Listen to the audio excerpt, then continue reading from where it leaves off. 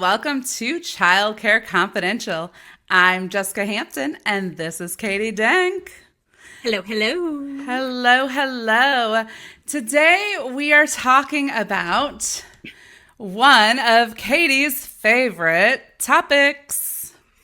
This a podcast all about my favorite Jaronisms.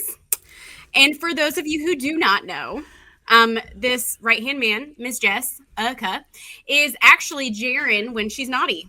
She is a Jessica Karen, and for good reason. It's all things that she despises most in terms of childcare. It's my favorite. Oh no. It's my favorite. Oh no. So I just kind of got this sprung on me, guys. So bear with me. Have no idea where this is going. I'm pretty pumped, so it's fine. All right, are you ready, Jaron? I think so. Okay, great. So up on the docket first is my very first favorite Jaronism. So for this one, Miss Jess, how do you feel about when state comes to visit you based on the fact that a parent called for no reason at all?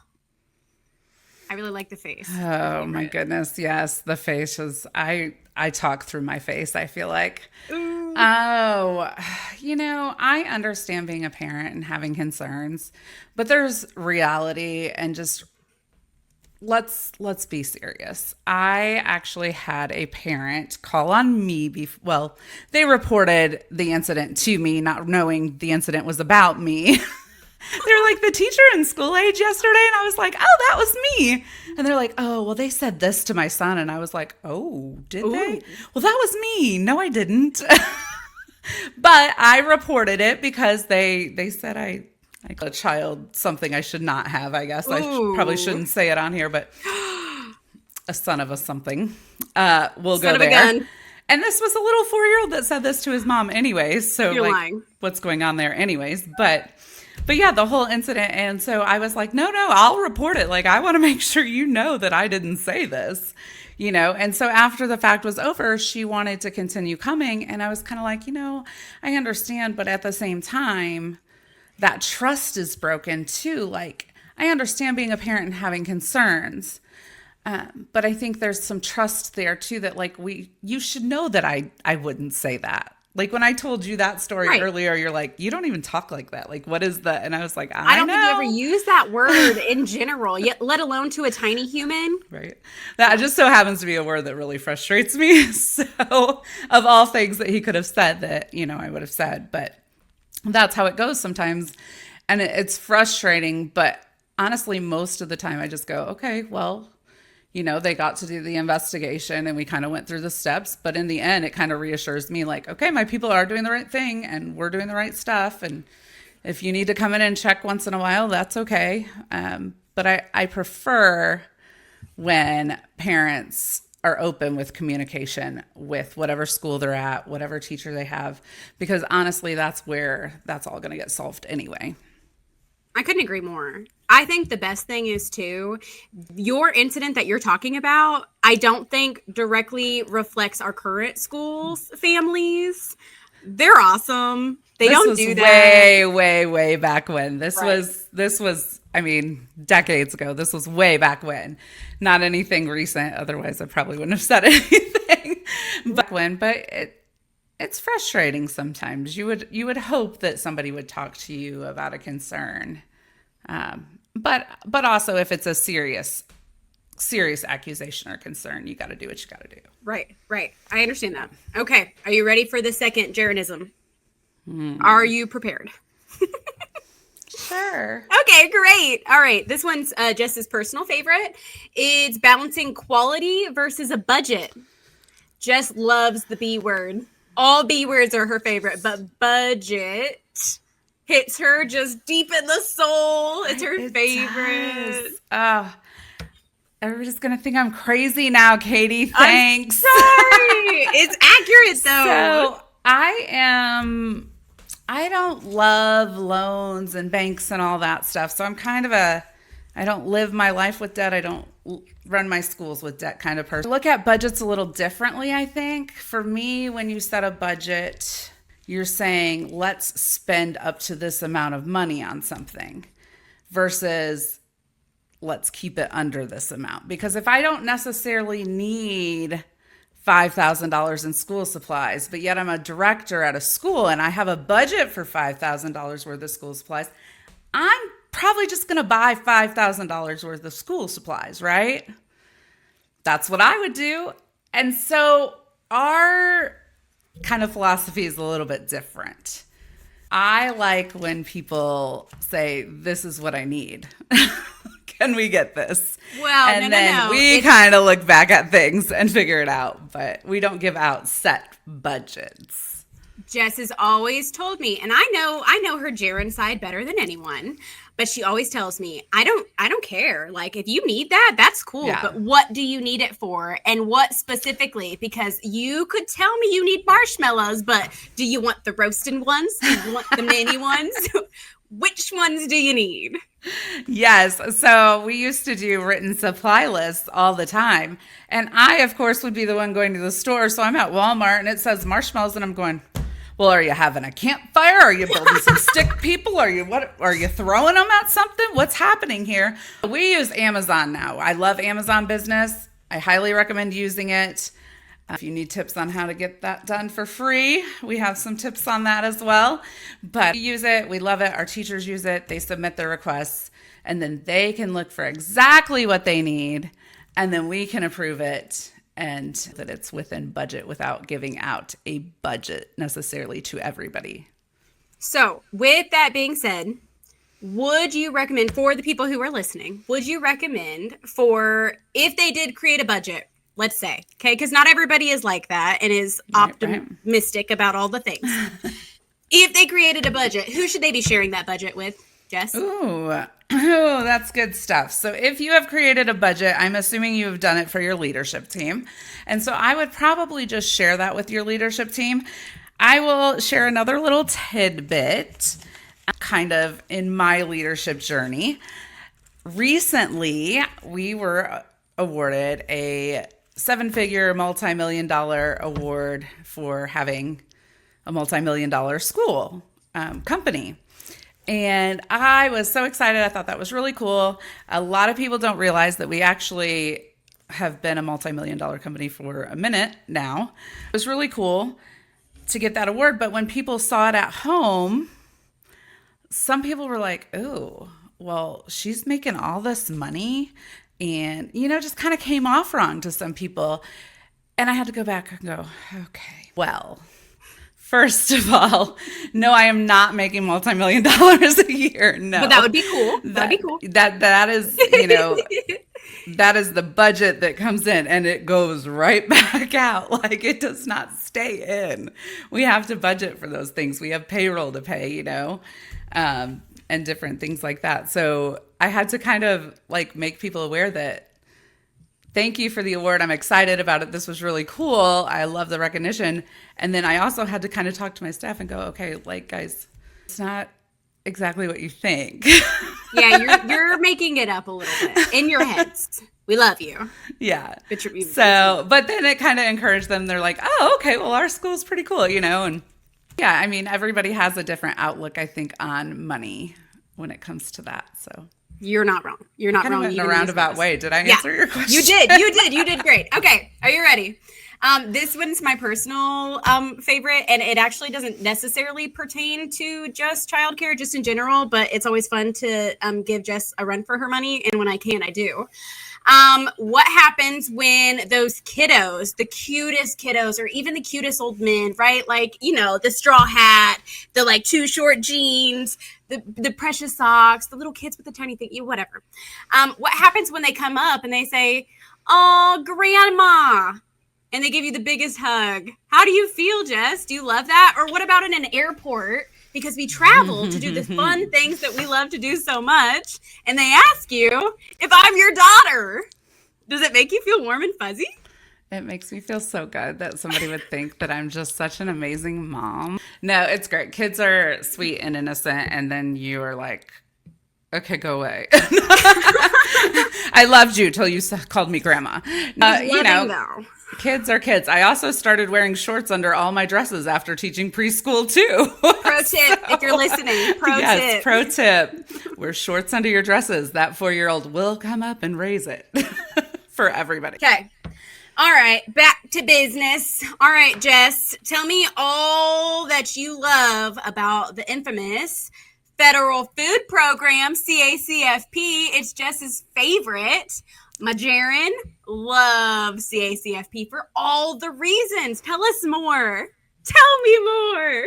Oh my goodness. If you are not watching our facials right now, you really should be, because they are something else. Oh, you are spilling all the tea in one episode. My goodness. I'm just asking my favorite Jaronisms.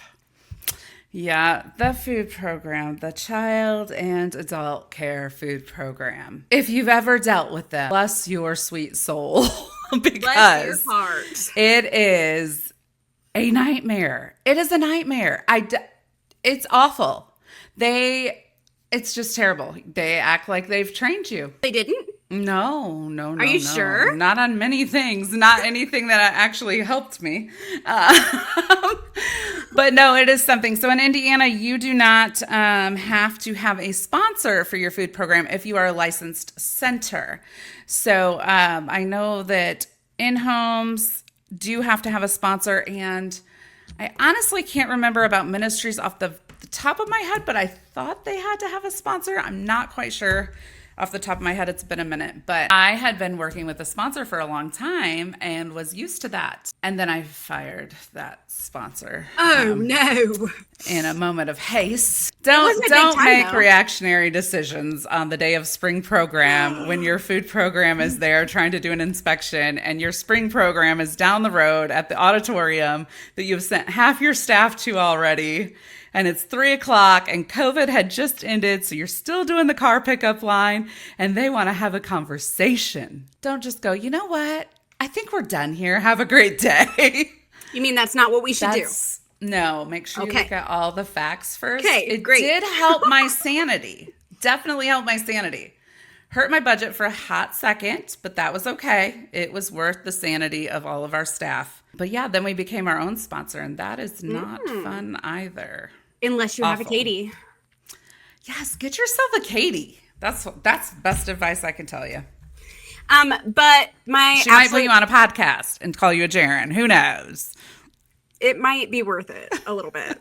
Just a little bit. Just a little bit. Okay. This is for anybody who is listening currently. If you're not on the CACFP program in your school, yes, it's a headache. Yes, it's frustrating. Yes. I would not recommend a sponsor because I don't know how much good they do for others, but in our experience, I would just go wham, bam, thank you, ma'am, it by yourself, because it seems to be doing much better for us that way than it was the other. And from what I hear, thank you, Jaron. So I would spring program, man. that was not the day. Day. I would recommend though that if you have questions, ask a friend who's been on it. Do not ask your rep. Don't do that. Call a friend. Phone a friend. Phone a friend. That's how we got through most of it, honestly, was phoning a friend. And we will be going into a whole story about the food program. Yes. We will be going into a lot of that later on, because we did have some stuff go on there that I think would be beneficial for others to know down the road. But yes, highly recommend, though, if you are not on the food program and you have the opportunity to do so. It's a great little bounce back for your budget, and it helps keep costs. We all know childcare is expensive, preschool is expensive, all the things are expensive. But when you're feeding a lot of children, anything back reimbursement-wise that you can help keep costs down for parents, huge help. So although we've had our moments and we've had it out a couple of times with them, we still do appreciate their money, for sure. Nice one, Jaron. Watch the facials. All right. Are you ready? Here we go. All right, Jaron, please explain to me how you tell your friends that owning a childcare and preschool is not just babysitting. Oh, my friends know me well enough right now to know that is not what we call that. Okay, yes. So, you need no daycare? Okay, so, I struck a nerve. I hate the word daycare. I hate it. This came up today on another friend's channel. I don't know if I was on TikTok, Facebook, or Insta, whatever it was. It was on something, and I was on another friend's page, and she said, "What is the difference between babysitting, daycare, and a preschool?" So I legit want to know, and this is a licensing lady. She's like, "I legit want to know," and so I went through that, and I commented. And I'm like, "Okay, well, a babysitter is usually somebody that kind of sits on babies." Well, yes, we all have those shirts that says, "I don't sit on babies. I don't sit on babies." But sorry, Jaron. A babysitter is typically somebody that like watches a few kids in their house. They're not licensed. They're not regulated. Usually they don't have the education in the field for child development or early childhood. Whereas a daycare center, I would consider more to be either a licensed in-home or a licensed center, or maybe a ministry, something that's more licensed and regulated in some sort of sense. Okay. But maybe not focused on education. So those are the places where there's not really going to be a curriculum or a lesson plan, or there's going to be more sitting in front of a TV, and not the really educational experiences going on. Now, don't get me wrong, kids learn through play, but we can increase their learning with open-ended questions and pulling out things where you wouldn't typically kind of see that, in my opinion, at those types of places. And then a preschool, I feel like, is more focused on education. They're the places where it's probably going to be a licensed center, or maybe even, I'm sure there's preschools and in-homes and different things like that too, but it's more of a educated teachers, more of a curriculum's followed, assessments are done. Lesson planning's done. What? So, a lesson plan? In real who life? Thought we're actually going to educate these kids and write it down. It's the most even in Indiana, where we can't even get our budget together. Not the budget. No. All right, moving on. Thank you, Jaron. Okay. Anytime. Get me on licensing again. Okay. All right. Next. Oh, Jaron. Okay. Tell me about your favorite thing with insurance. Should I write these out? No. Insurance. What's your favorite thing about that? Insurance and childcare. It's Jaron's favorite. I hear about it. Oh, she's giving me she's a grumpy Gil currently, so I don't think she loves it. Insurance is terrible. Terrible.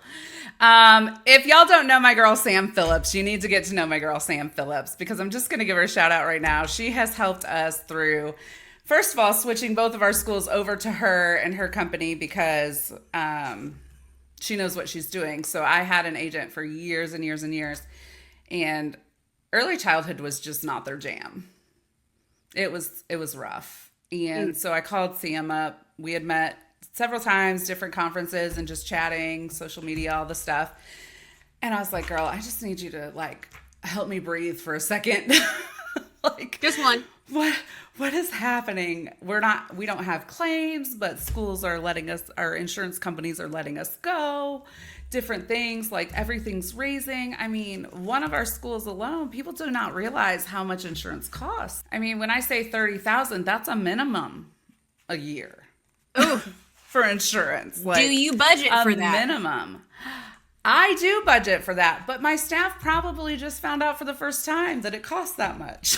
If you are part of the Jaron staff, pay no attention. I mean, I'm open and honest with them pretty much. I mean, there was never any question, but no. But I mean, it's crazy expensive, and for what? We never had to claim. Things like that. So it's frustrating. It's frustrating that more insurance companies are dropping. It's frustrating that our expenses are increasing, but yet the state is going, "Oh, no. We're going to take your money away too." So we're kind of being faced on both sides with just being hit left and right now. I love that. That's so fun. Next, we're going to be in the ground. I've got two more. Okay, Jaron, are you ready? And then you can go back to being the good old Jessica. But for now, you are going to be Jaron. The next one that you very much love, I know you love it so much, is in the field, in the ECE field, right? We have lots of people from different areas, different states, different cities, whatever you want to call it. And maybe you know the proper rule, you know what's supposed to be happening, but your counterpart or your other person, maybe they don't. And then they tell someone the wrong thing, and then they all get the wrong idea in their head. What? Tell me more. Oh, I'm kind of a silent stalker. No, I'm just kidding. So I have been in Indiana in the early childhood field for over 20 years. And I started out as a teacher. Then I had a licensed in-home. I had a unregistered ministry, which is what they call our church-based groups in Indiana. And then we had a licensed center, which is, we now have 2 licensed centers in Indiana. So I've been through all the regulations. And my first licensed center rep was actually the head of all the licensing agents right now. So that's fun. So I learned the hard way on a lot of things. Not the hard way. Yeah, so I really love when people share things, but they don't really know what they're talking about. And I try not to call them out because I feel like everybody wants to argue about everything these days. And so I just try to hope nobody read that or go to the source. But sometimes that's hard to do. I will tell you that we were told to correct our licensing person because we knew more than she did. You mean we're not supposed to measure the square footage ourselves? Well, I kind of decided that it wasn't really my job, but yeah. Did you tell them that person? I did. I'm going to name them Billy Bob. Billy Bob. Billy Bob. Billy Bob. So yeah, I think if you don't actually know, you should not be giving the advice. We're all humans, so we all make mistakes. Sure. But make sure you know what you're spreading, especially if it's a licensing rule or something that could get somebody in trouble. I love that. So if you're listening and you don't know the answer, find a Jaron, and Jaron will assist you. I have a really good one. You could give her a ring or go online and submit your story. We would love to answer your questions there, too. We love your stories. Whoop, whoop. Okay, Jaron, you ready for your last one? Think so. Okay, here we go. These weren't too bad. They're not too bad. Okay, see, I was easy. It was fine. Yeah, it was all right. Okay, this one is, how do you feel like you're off the clock being a business owner? When do you actually get to do time for yourself as a Jaron? Well, so are we talking now or being in the schools every day? No, I'm talking now. Because, okay, for our listeners who are listening currently, you might not know that Jessica, who actually isn't Jaron, that's just what my nickname is for her when she's naughty. But Jess moved to Florida and decided to finally do something for herself and allowed me to kind of take over. But let me be very clear, she is not out of touch with what is happening. We talk almost every day, even on the weekends. We thoroughly work together. So when she says, oh, I'm a remote owner, yeah, you might be remote and you might be the owner, but I still feel like you're kind of in my back pocket a little. Yeah, I think we've texted all morning about different school stuff. And then we got on a meeting and now we're here. So we work together very closely still. I would say that being an owner, you're an owner. You have to be involved. I do it because I love it. It's my passion. It's my dream. Otherwise, why am I doing it? You know what I mean? Right. And so for me, it's more of I want to, I choose to kind of thing. But I would say it's hard to step away as an owner. It was really, really hard to step back when Katy first came and just knowing, okay, I can breathe for a minute. And I stayed for a year, working hand in hand. And we had thought about moving and stuff. And I was like, not yet. But now we still work together all the time. And we make it a point, every month we'll either be in Indiana or Florida or who knows, Colorado at a conference, who knows, together. But something will be together each month just to kind of keep that connection because that's important too. So what would your advice be for someone who maybe is really drained? They're an owner who put in their time much like you did, and they finally want an opportunity to breathe again And I don't think that moving to Florida with their super awesome husband and their new besties, I don't think that's an option. So got to give me something different. All right. So if you are exhausted and you just need a minute, I would say to sit down and make a list of your pros and cons, first of all. I would really map out, how exhausted are you? Are you exhausted enough that it is time for you to leave this field? Because we have seen the mass exodus happening. We're aware it's happening, and everybody has their own barrier. You know, you can only push yourself to your own limits. So I would map that out. What does that look like for you? For me, I have a passion for early childhood. I love what I'm doing, but I physically was going through some symptoms of things going on with my health that I could not enter my schools anymore without getting really sick. And so I wanted to keep doing what I was doing, but I had to find a different way to do that. So if you're passionate about what you're doing, is there another way that you can keep doing what you want to do? You know, is there another way? Can you find a Katy? Can you find, and we started by just having lunch as friends in the field. Like, can you find some help? Can you lower your income a little bit, maybe to take some of work off of your plate to take a break? Maybe you need to work part-time and hire somebody to kind of take that break. Or maybe you need to sell. And that's a process. So if you really are thinking that, like, you need to think at least a year in advance on that. So, I mean, if that's the case, Hinge brokers are amazing with that stuff. Look into it and see what your options are, but really sit down and make your list, because it's going to be different for each person. I love that.